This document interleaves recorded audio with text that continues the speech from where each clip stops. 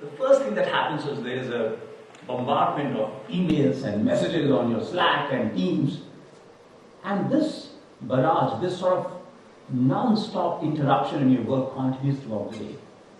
As a result, if you have worked in the past, you must have noticed that even if you work for 8 hours, the amount of work we actually do can be done in 4 hours or so. Because we are all super distracted, all the time, non-stop. Think about it. If I were to tell you, take the salary that you get every month and throw half of it away, and do it for the rest of your life, and not just you, every knowledge worker in the world does that. That would be crazy. And we're just throwing away half of what we earned. But we are doing precisely that right now. We are throwing away half the value that we could potentially create. And nobody has a problem with that. If we all went to offices and played video games half the day, our bosses would object. But if we have half the productivity, nobody has a problem. This is a serious issue. And the reason it's serious is because of all this chaos, because of all these interruptions and distractions. What happens? We end up working long hours. You must have heard of people saying, oh, I work for 12 hours, 14 hours, 16 hours. Why? Because we cannot focus. That's why. Imagine, if you could finish your work in 4 hours, go home and spend time with the family, go for training, do something fun. It's not possible unless it fixes this problem. And that is what I'm going to talk about, how we can find our focus again in the midst of this chaotic environment, how we can be our optimal self. But for that, we need to start by understanding how exactly we work today. So, every morning when you show up at work, in fact, even before you're in your office, like you open your phone and then starts messages, emails, calls. Now, what do these interruptions do to us? For this, I would like to quote a research by Professor Gloria Monk. She's a professor at University of California, Irvine. And she did a very simple but beautiful research, which was, they had a bunch of people go to an office where there were financial analysts and managers and software engineers, and they tracked them for a couple of days just to see how are they working, what's happening. And here's what they found. They found that when working on a task, the average person in that study switched tasks every 3 minutes. 3 minutes, 5 seconds to be precise. Now, sometimes the switching of tasks might be something which is sort of related to what you're doing, but every 10 minutes or so, people switch their tasks to something totally unrelated. So you're working on fixing a software bug, and then 10 minutes later you're thinking about like gardening landscape or like some other problem in your office or home or whatever. Now you might say, okay, fine, this is not good, but maybe a small interruption. I'll just quickly go and check an email or quickly do something and come back. You know what happens? When people switch, can you guess how much time it takes for them to come back to the original task? 23 minutes, 15 seconds. So you think I'll switch for a minute or maybe 30 seconds, I'll use this quick thing and come back, and that quick thing is 23 minutes. Now, you come back after 23 minutes, and then again you're gone in 3 minutes. Now, of course, this is one study, small sample size, all of that. But we cannot deny that this is exactly what is happening every day. Is it any wonder that nobody is able to focus? Nothing. Work is not getting done. What is the cost of all this? What is the damage that is coming from this constant, non-stop barrage of information and this constant interruption? It is decimating our productivity. That is why we're working so many long hours. Now, I want to again get a little more, let's go a little deep into this, right? When we switch a task, I'm working on, let's say, a PowerPoint, and then I go to an email. What's the big deal? What happens? So here's what happens. Switching a task, it's not as simple as it seems. You're working on task A, all your brain circuits, some of them at least, are wired to make it happen. When you switch a task, your brain is now suppressing those neural circuits, and it is now trying to accelerate or push some other neural circuits. So all this drama, all this handover is happening in your brain, and if it does not happen effectively, the previous task is still there in my head, there is some residue, and it makes us very inefficient. So which means every time you switch, there is a switching cost. And in that period, when this is happening, your cognitive capacity, it gets degraded. It's almost like you're not as smart, you're not as effective anymore. When you are constantly distracted, other thing which happens is you never get a chance to go deep into something. You do not experience what is called the flow state. The flow state, this was given by this guy called Mihai Csikszentmihalyi, who was a psychologist, professor at University of Chicago. And he said, flow is the state of optimal performance. And we are always in this non-optimal state. And most importantly, focus is not a switch on, switch off thing. You cannot just go from task A to task B and still just suddenly find focus. No. In fact, if you look at the world's top researchers and scientists, everyone will tell you to go deep into something. They require long periods of uninterrupted time. Only then you can go deep, only then you can make the connections, only then you can come up with new ideas. So when we are constantly interrupted, it is not just about the how much, it's not just about how much work we are doing, it's about what kind of work. Because when you're distracted, you will take up trivial stuff. You will not address deep problems, and you will not do path-breaking work. So it's a double whammy.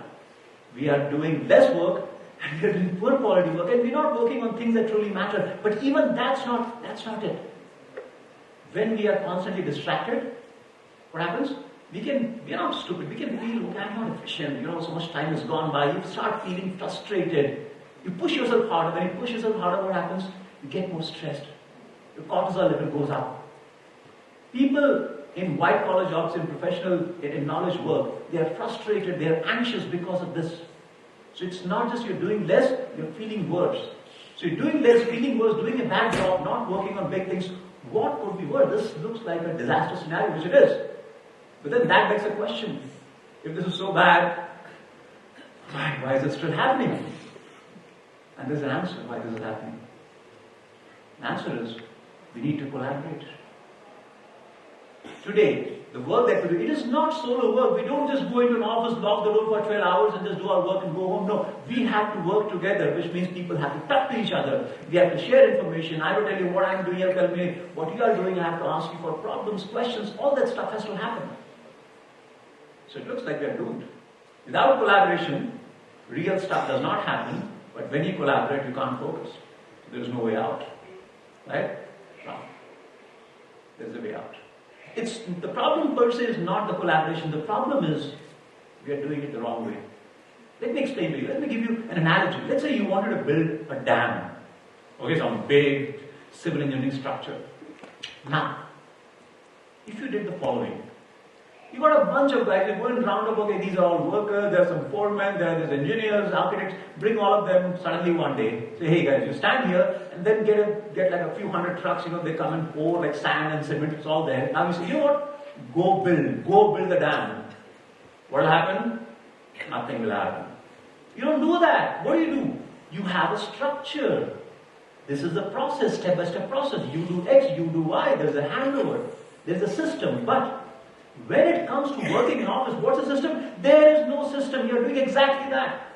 All you guys end up in office, come here, open your laptops, then figure it out.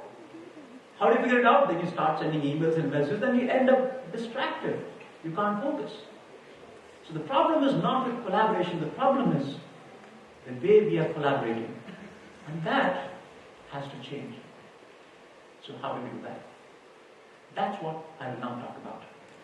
Now, before I do that, I want to give you the underlying idea. What is the problem? What is the core problem? The core problem is too much of distraction. And what is the underlying problem? Why is it happening?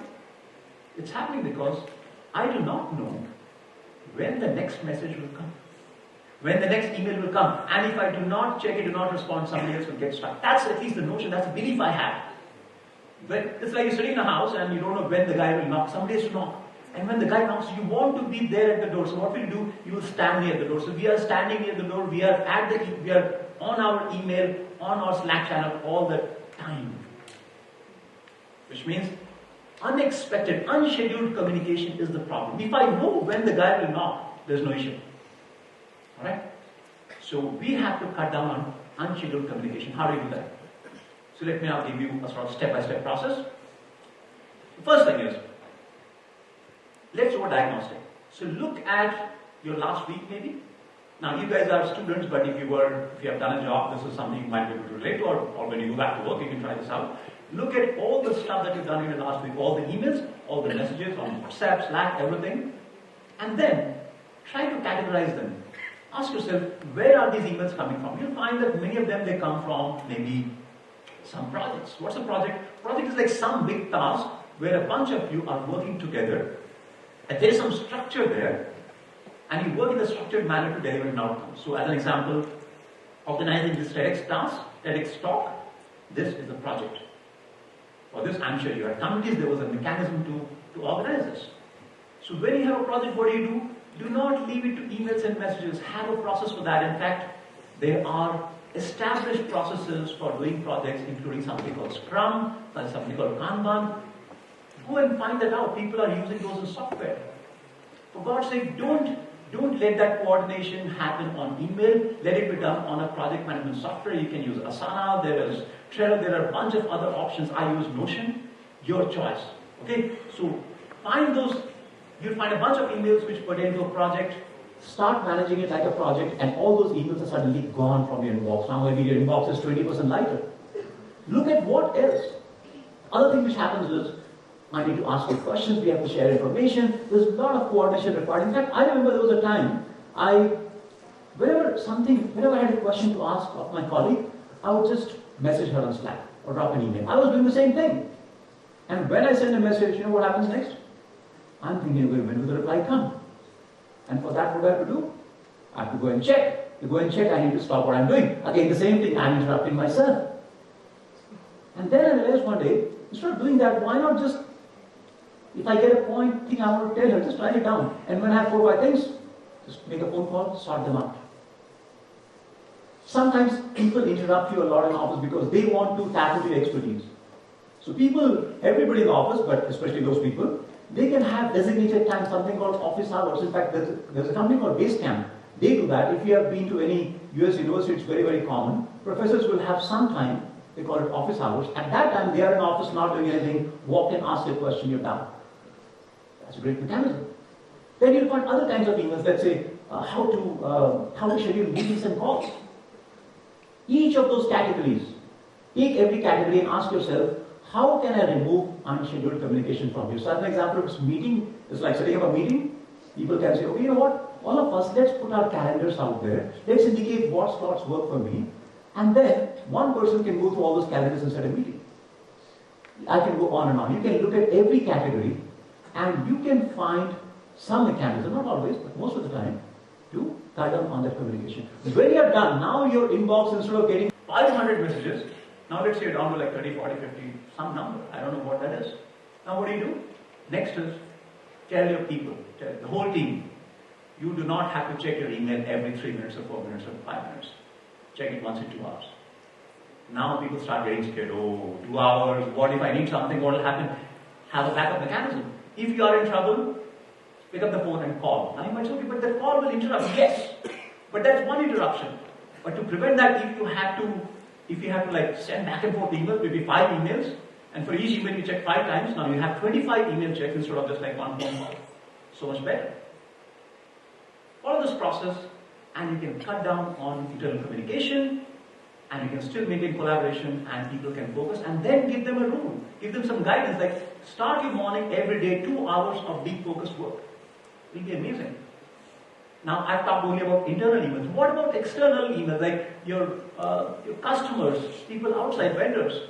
For them have like not personal emails, have a role specific email. So like in my startup I have one email, it's called bootcamp at company name, whatever. So if anybody has a problem, they don't email me directly, they email to that email, and then the team can go and say, you know what, Rajan, take a look at this. So now I don't have to go and keep checking it. There are smart ways to solve for everything. Right? But here's the good news. We can actually make it so much better. But there's one bad news I need to do. What is that? Half the time people check their emails or they interrupt themselves. The interruption is not coming from outside, it's coming from inside. There is no reason. They just can't stay with the task. Today we are so distracted that our mind is seeking distraction. So 50% of the time, there is no reason, there is no notification. People just stop what they are doing and they go and check their email or do something like that. How do you handle that? That's a tough one. And for that, I'll propose something like meditation, mindfulness, vipassana. In fact, why do we check those emails? Because we are having a craving. We want something. How do you handle craving? Vipassana is a wonderful technique. Take the focus of your attention, the spotlight of your attention, and put it on your craving. Just see what my craving feels like. Everything in our mind and body will come and go, including that craving. So, try a Vipassana retreat, or even you can practice mindfulness daily. That will help you. Now, with all these things together, if you do them right, I think we do not have to work 14 hours, 16 hours. At least not in knowledge work. And we don't have to kill ourselves. Now, today, we are standing on the edge of a revolution. What is that? If you ask anyone, they will say, revolution is artificial intelligence. That's true. But there is one more revolution. It's about the way we work.